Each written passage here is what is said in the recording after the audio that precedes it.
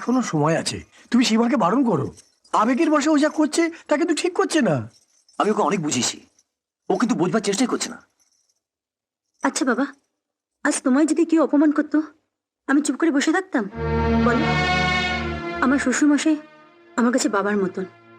আজ অপমানের জ্বালায় বাড়ির সকলের সামনে উনি চোখে জল ফেলেছেন। ঠিক আছে, যা ভালো বুঝিস তাই কর। আমি চলি চলি অমল। সবার অমতে গিয়ে কাজটা তুমি ভালো করছো না সীমা। ধরো অয়ন বিলেতে গিয়ে পরীক্ষা দিল, পাশ করলো না, তখন? তুমি কি বলছো? বাবাকে ওর জন্য আজ অপমানিত হতে হয়েছে। ওর বুকে এখন আগুন জ্বলছে। আমার তো ভয় হচ্ছে ওই আগুনে তুমি না পুরো ছাই হয়ে যাও। কি সব অলক্ষণে কথা বলছো? আসবো সেজ বৌদি? আসুন, ভেতরে আসুন।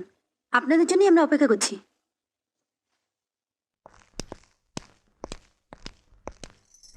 আপনারা ওখানে বসুন। আচ্ছা।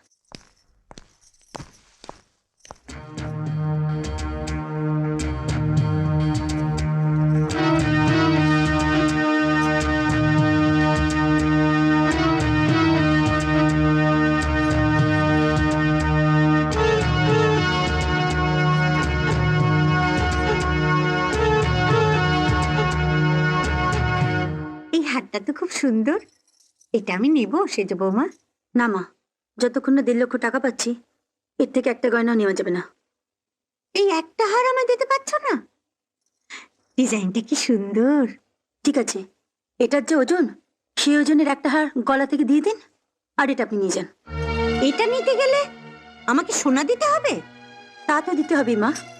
গয়নাগুলো তো আমি পড়ার জন্য আনিনি, বেচার জন্য নিয়ে এসেছি। লাগবে না আমার হার।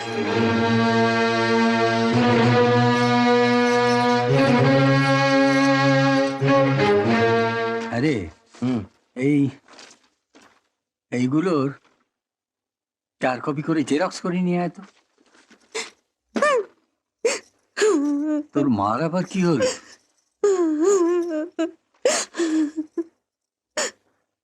কি হলো, কাঁদছো কেন? একটা শ্যাকরার সামনে সেজ বৌমা আমাকে এমন অপমান করলো। সেই যে বৌদি তোমাকে অপমান করেছে? তাহলে কি মিথ্যে কথা বলছি? যে সেজো বৌমা এই পরিবারের মান রাখার জন্যে নিজের মায়ের গয়না সব বেচে দিচ্ছে, সে তোমাকে অপমান করেছে? আমাকে অপমান করে ও যাবে কোথায়? এর শোধ আমি তুলবই। আজ আমাকে কাঁদিয়েছে, সুযোগ পেলে ওকে আমি সারা জীবন কাঁদাবো। আহ, কি হয়েছে বলো তো? সেজ বৌমা তার মায়ের এতগুলো পুরনো গয়না নিয়ে এসেছে, তো সেই গয়নাগুলোর মধ্যে একটা হার আমার খুব পছন্দ হয়েছে। আমি সেজ বৌমাকে বললাম ওই হারটা আমাকে দাও। সেজ বৌমা অমনি শ্যাকরার সামনে আমাকে বলল, আহ, কি বলেছে বলবে তো? ও বলল যে ওই হারটা নিতে হলে ওই হারটার যা ওজন, সেই ওজনের একটা গয়না আমাকে দিতে হবে। ও তো ঠিকই বলেছে সুরমা। ও গয়নাগুলো এনেছে নিজে পরবার জন্য নয়, এনেছে ওই গয়নাগুলো বিক্রি করে তোমার ছোট ছেলেকে বিলেতে ডাক্তারি পড়তে পাঠাবার জন্য। তুমি কি ভেবেছো, হ্যাঁ? ওই 1.5 লক্ষ টাকার জন্য ওকে অতগুলো গয়না বেচতে হবে? একটা দুটো গয়নাও কি বাঁচবে না?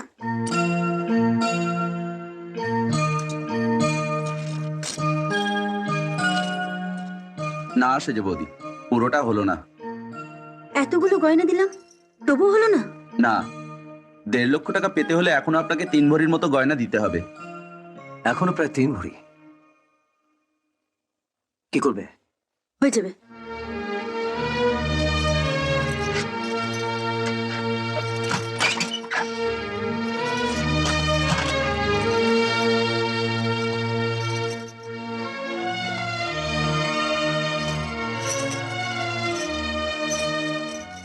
তুমি কি করছো? তীরে এসে তো তরি ডুবতে দিতে পারি না। গলার ওই হারটা দিন। আপনি শ্যাকরা হয়ে বুঝতে পারছেন না? এটা সোনার নয়, রোল গোল্ড। ঠিক আছে, এগুলো ওজন করে দেখি 1.5 লক্ষ টাকা দিতে পারি কিনা।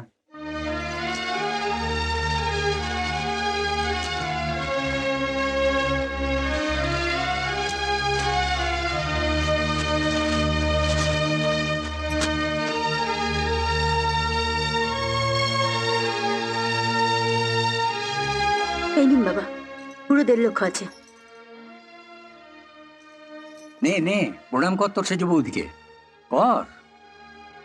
তোর মা তোর জন্য যেটা করলো না, আজ তোর সেজ বৌদি তোর জন্য সেটা করলো।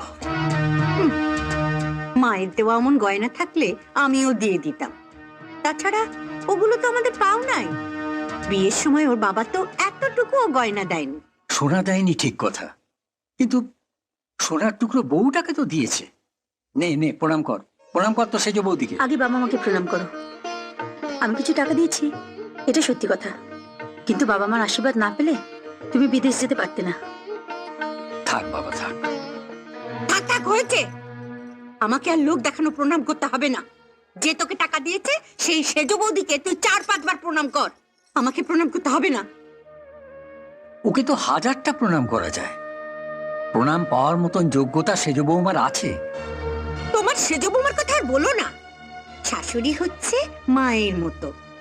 এত গয়না থাকতে একটা মুচে ধরা হার আমায় দিতে পারলো না। যে গয়নাগুলো নিয়ে এসেছিলাম তার থেকে একটা গয়নাও বাঁচিনি মা। থাক, আর মিথ্যে কথা বলতে হবে না। মিথ্যে কথা নয় মা, গয়না বাঁচা তো দূরের কথা, 1.5 লক্ষ টাকা পাওয়ার জন্য ও গলার হার, বালা, এমনকি হাতে চুড়িগুলো দিয়ে দিয়েছে। আরো যদি সোনা দরকার হতো ও হয়তো ওই সোনা বাঁধানো শাখাটাই দিয়ে দিত। এইসব অলক্ষণের কথা মুখে আনবি না। সেজ বৌমা, তোমাকে বলে রাখছি, জীবনে যত বড় বিপদেই পড়ো না কেন, হিন্দু ঘরের সদবা হয়ে নিজের হাতের শাখা কিন্তু কোনোদিন খুলবে না।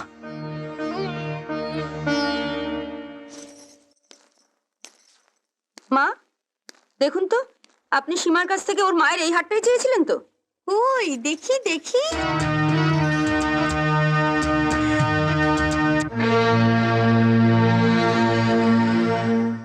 মা ভালো করে দেখো তো হারটার কোথাও মরচে ধরে আছে কিনা। এই, তুই চুপ কর তো। মেজ বৌমা, এই হারটা তুমি কোথায় পেলে? আমি বলছি মা, আমি বলছি। মাধুরী আমাকে অফিসে টেলিফোন করে বলল যে তুমি সীমার কাছ থেকে নাকি ওর মায়ের একটা হার চেয়েছিলে, যেটা তোমাকে ও দেয়নি। ব্যাস, শুনেই আমার মাথা একেবারে আগুন জ্বলে উঠলো। আমি সমস্ত কাজকর্ম ফেলে হীরালালের দোকানে গিয়ে ওই হারটা কিনে নিয়ে এলাম আর কি। সুযোগ বুঝে হীরালাল দামটা একটু বেশি নিল বটে, তা নেই মায়ের চোখে জল মোছাতে মায়ের এই ছেলে লাখ টাকাও খরচা করতে পারে। সত্যিই তো, আপনি আমাদের কত ভালোবাসেন, আর একটা পুরনো হারের জন্য আপনি চোখের জল ফেলবেন? আর আমি আপনার ছেলের বউ হয়ে সেটা কি করে সহ্য করব বলুন? বলো মা। মেজ বৌমা, অয়নকে বিলেত পাঠাবার জন্যে আমিও কম চোখের জল ফেলিনি, কিন্তু তোমরা কেউই সেই চোখের জলের দাম দাওনি। দাম দিয়েছে আমার সেজ বৌমা। বাবা, এরা বেশি টাকা পয়সা খরচা করে বাপ মায়ের চোখের জল কখনো মোছায় না। এদের একটা বাজেট আছে, বাজেটের বাইরেও এরা কখনো যায় না, তাই না মেজে বৌদি? বিমল, তুই আরেকবার হীরালালের কাছে যা বাবা। ওর মায়ের গয়নায় কুলোয়নি বলে ওর নিজের গলার হার, চুড়ি, বালা সব ওই হীরালালকে বেচে দিয়েছে। ওই কটা গয়না তুই হীরালালের কাছ থেকে কিনে এনে সেজ বৌমাকে ফেরত দিয়ে দে বাবা। না বাবা, তোমার সেজ বৌমার এলা দেখাবার জন্য তার সব গয়না বেঁচে দিয়েছে। আমি ওগুলো হীরালালের কাছ থেকে ফেরত আনতে পারবো না। আমি ওইগুলো ফেরত চাই না মেজদা। ঠাকুরপো ডাক্তার হয়ে ফিরে আসুক, ভগবানের কাছে এই প্রার্থনাই করি।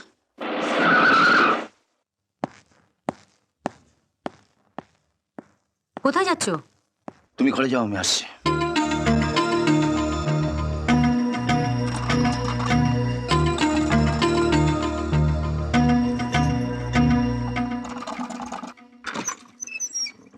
বড়দা, আপনি? ভেতরে চলো, কথা আছে।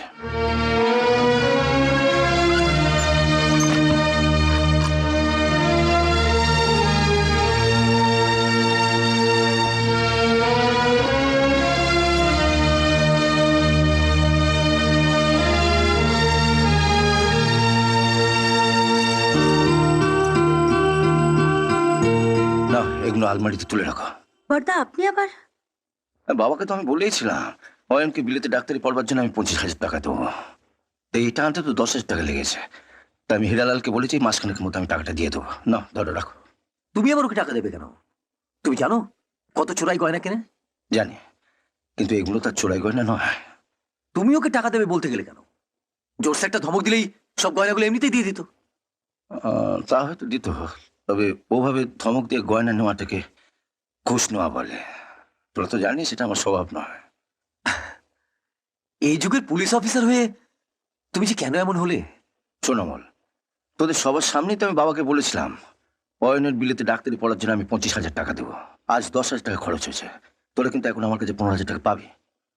শোনো সীমা, টাকাটা দরকারের মাসখানেক আগে আমাকে বলো, কারণ প্রভিডেন্ট ফান্ড থেকে তো টাকাটা তুলতে হবে। আরে থাক থাক থাক, তুমি আবার প্রণাম করছো কেন? আজ তুমি যা করলে, আমাদের গোটা পরিবারের উচিত আজ তোমাকে প্রণাম করা। এই আপনি কি বলছেন বর্দা? এ কথা শোনাও পাপ। পাপ পুণ্য জানি না, যা সত্যি তাই বললাম। ভগবানের কাছে প্রার্থনা করে সারা জীবন যেন তুমি সুখে থাকো।